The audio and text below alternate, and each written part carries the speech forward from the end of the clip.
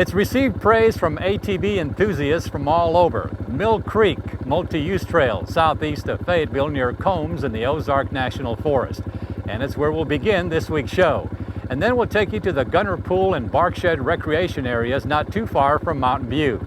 And the next stop will be the Cache River National Wildlife Refuge, where, if you recall, the Ivory Billed Woodpecker was rediscovered back in '04. And then we'll close it out along the Koen Interpretive Nature Trail just north of Jasper. So now let's hit the trail here at Mill Creek.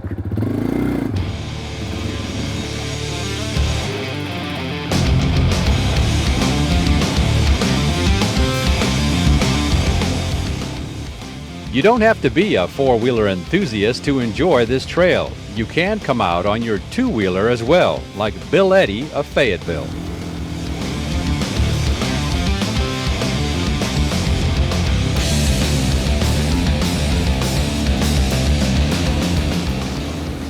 I've been riding out here since the late 70s. This trail system has developed a lot in the last few years. The Razorback Riders Motorcycle Club, in conjunction with the U.S. Forest Service, have marked the trails, made a lot of improvements on the trails.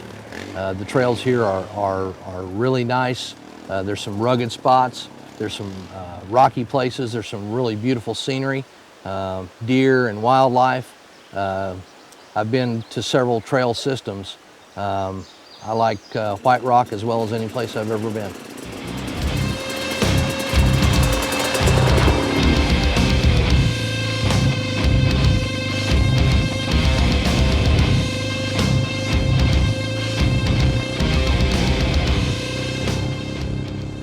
This trail system is not all that large, but it offers a lot of variety, a lot of elevation change, a lot of challenging places. I've ridden in Colorado, I've ridden in Texas, I've ridden a lot of places in the country. The riding here is, like I said, as good as any place in the country, I think. And it's a unique way to see the backcountry of the Ozarks. It's nice to be able to come out, to get on the trail, have the trail be marked, knowing that you can make a loop and end up in the same place you started, and that's important. And you could go the whole, 27 miles or as short as you want to go, I guess. The main loop is 28 miles, I believe, the marked with the blue diamonds. We call it the Blue Loop. It's a great trail, and there's some other smaller trails that go off of it. It's a place that you can ride all day long and just have a great time. And of course, multi-use, meaning ATVs, mountain bikes, horses, plain old hiking, and dirt biking. Yes, motorcycles, ATVs, everybody's welcome. And it's a good area for all of those uses.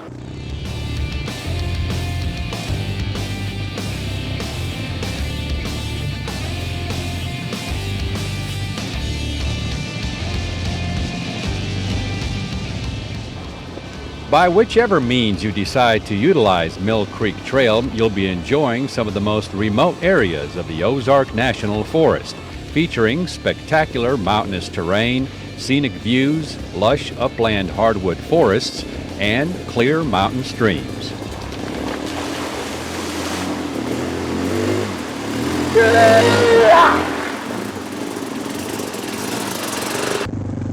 Off-road vehicle use has become a favorite form of recreation in our national forests and is increasing in popularity year after year. But along with that is also the problem of wear and tear that these vehicles can cause on the land. That's why the U.S. Forest Service stresses to stay on designated trails and to tread lightly, because the impression you leave lasts a lifetime.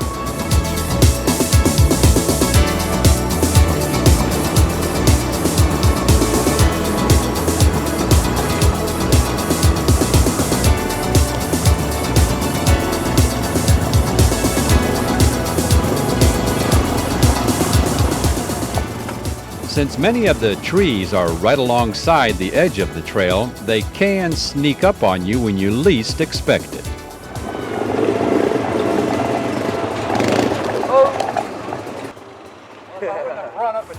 The Mill Creek Multi-Use Trail. If you can avoid the trees, it is well worth the drive out here to take a ride.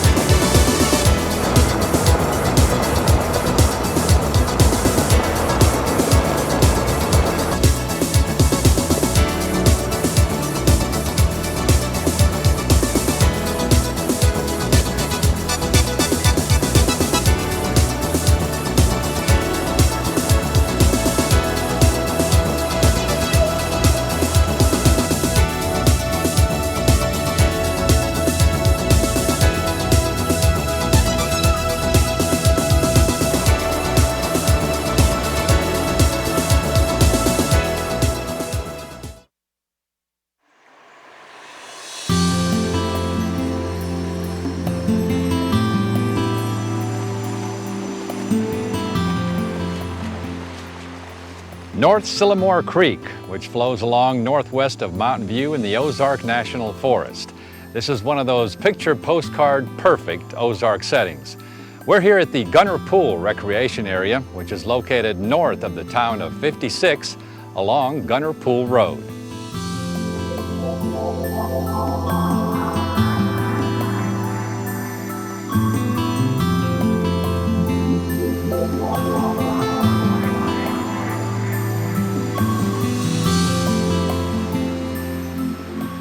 This really is an ideal setting to get away from it all with minimal crowds, unlike often at times what you may encounter at many of the state parks, especially in the summertime. Located within the heart of the Ozarks, North Sylamore Creek is a federally designated wild and scenic river.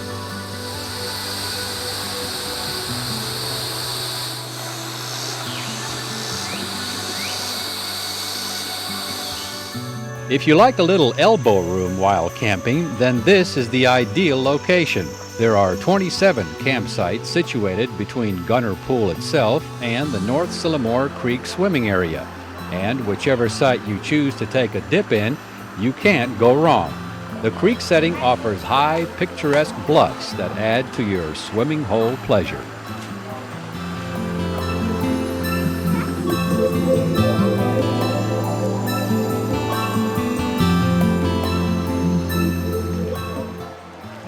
But it's not just the swimming. Kids also enjoy exploring all along the base of the bluff line.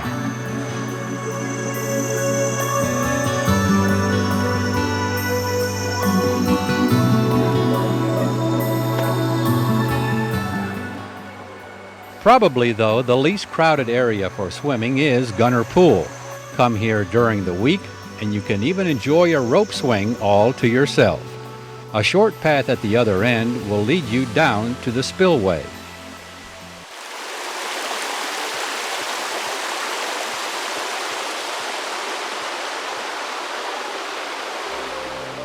But if you still want more elbow room and even fewer people, there's Barkshed camping area up the creek from Gunner Pool by way of the North Sylamore Creek Trail access.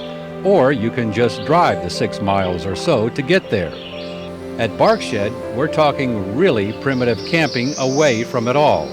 There are only a handful of camping sites available here, 1 separate family unit and 4 that are together nearby a shelter, which I'd say would make the perfect spot for a small family reunion. And here as well, North Sylamore Creek offers places to go and cool off.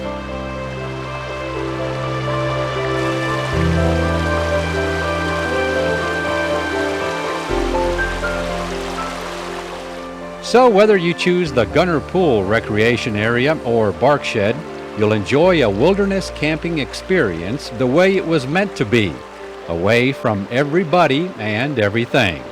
Really and truly getting back to nature and rejuvenating oneself.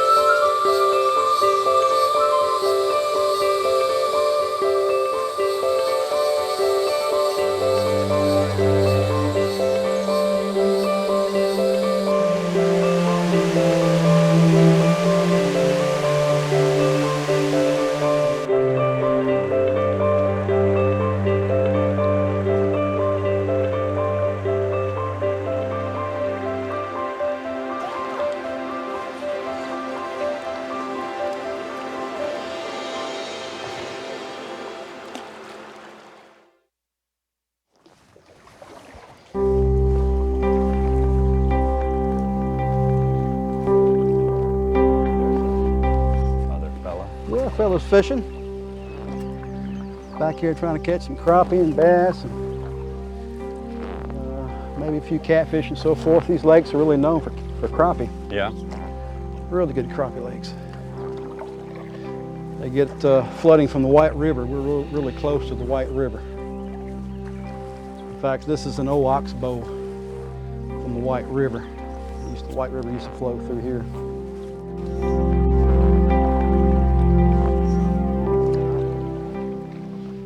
Joining up with wildlife biologist Richard Crossett of Cache River National Wildlife Refuge, we ventured out into what the locals refer to as Biscoe Bottoms in the south area of the refuge between Biscoe and Clarendon.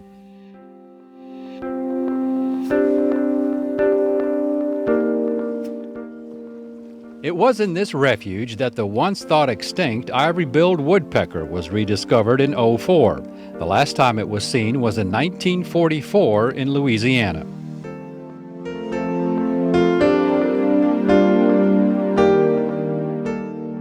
It was spotted on BioDeview itself back in 2004. It's been spotted numerous times since then. We don't have that real good picture like we want, but a number of good sightings from good biologists and so forth, and sightings from the general public, and we're no longer searching it for it anymore. We stopped a search about a year or so ago. Cornell stopped searching about 2 years ago, and there was a small search about a year ago, but as far as that picture that we're hoping for, the ivory bill, we haven't gotten it yet. It's a very elusive bird, I understand. Yes, very, very elusive. They're just hard to find. We've done all sorts of surveys, conducted all sorts of surveys, had all sorts of assistance from different private organizations and public organizations, and some good sounds from them, and some few spottings here and there, but that picture that we've been hoping for, just don't have it. You would think a bird that's 20-some inches long would be kind of not that difficult to spot, but that's a good point, and I'm not quite sure why we haven't gotten that picture.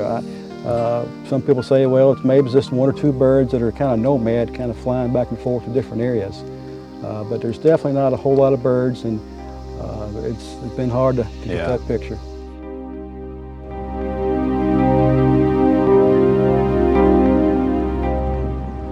The Cache River Refuge contains a variety of wetlands, including some of the most intact and least disturbed bottomland hardwood forest in the Mississippi Valley region, which is why they're referred to as wetlands of international importance.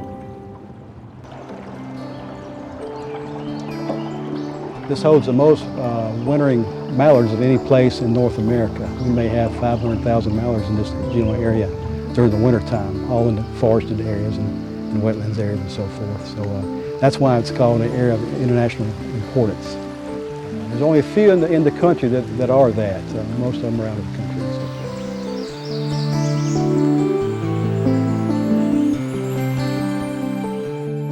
The long-term goal of the refuge is a reforestation plan to provide a hardwood corridor the entire length of the acquisition boundary distance of 70 air miles. Here again, we're about 70,000 acres. Our acquisition boundary is about 187,000 acres. And any area inside that we can buy from willing purchasers of land and so forth, or sellers of land. Right now, we have quite a few people that like to sell us the land, but we don't have money, and most of our money comes from the Congress. We have other grants that we can get to purchase land, but most of it comes directly from Congress.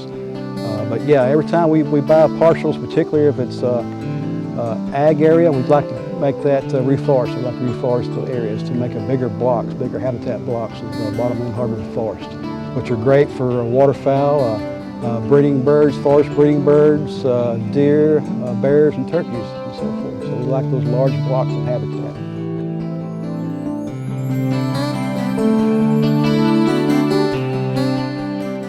So maybe when all of the reforestation is completed, the Ivory Billed Woodpecker will then hopefully return once again.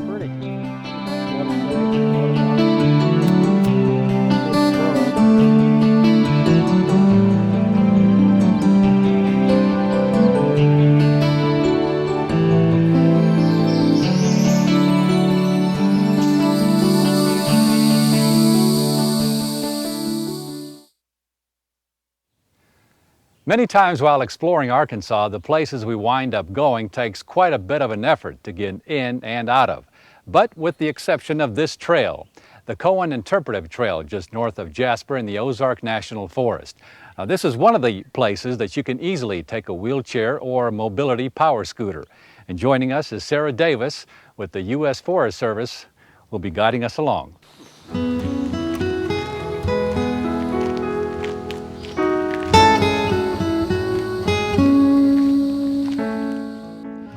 To get to this trail, go 3 miles north of Jasper on Highway 7, then turn left on County Road 79. After 4/10 of a mile at the Interpretive Trail sign, turn right and go 200 yards down the Forest Service Road to the parking lot on the left. This puts you at the trailhead and in the middle of the Henry Cohen Experimental Forest, which was established in 1950 to develop scientific principles needed to sustain and enhance southern forest ecosystems and the benefits they provide.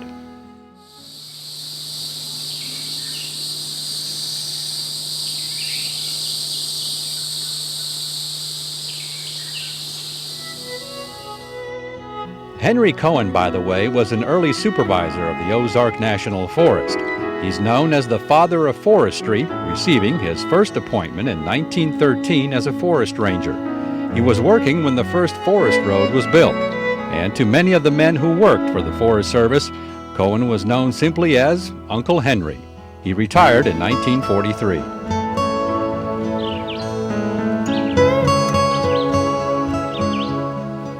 This Interpretive Nature Trail was constructed in 1985. Originally conceived as a fitness trail, the concept was changed to interpretive when the location was found to contain plants of non-native species dating back to the 50s and many species of native trees. Throughout the years, various upgrades have been done to this quarter-mile-long loop trail.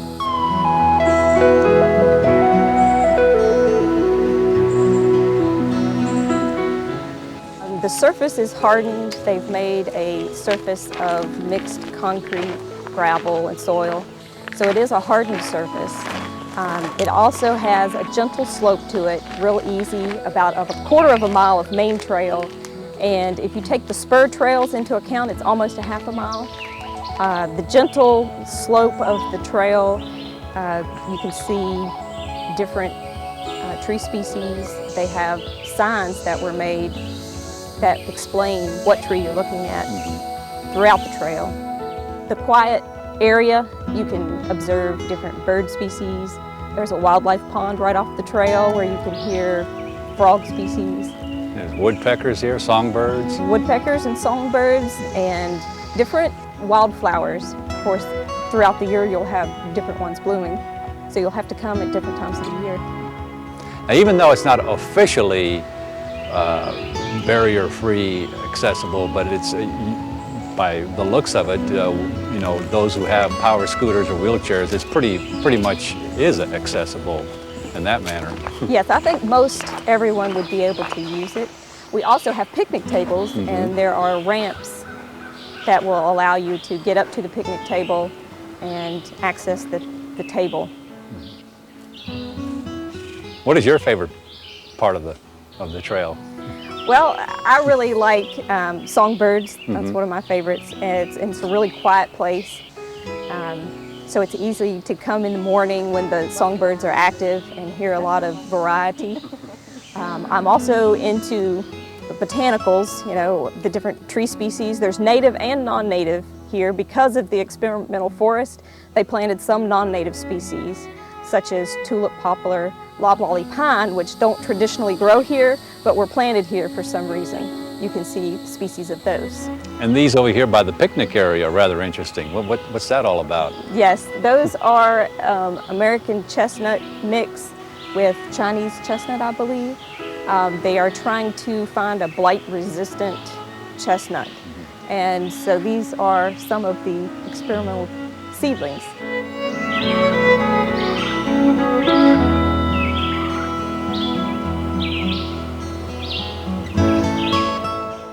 In a recent survey, it was discovered that visitors from around the world have in one way or another learned about this trail and came to enjoy its benefits.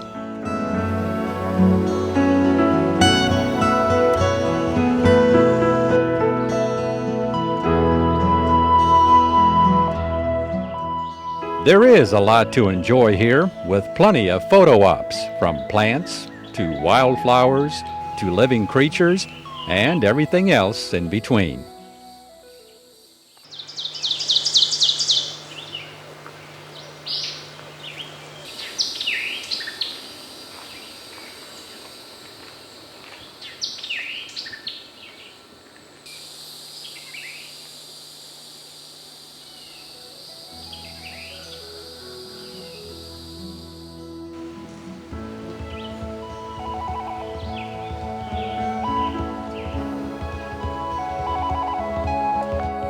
And the best part of the Henry Koen Interpretive Nature Trail, it is accessible to anyone.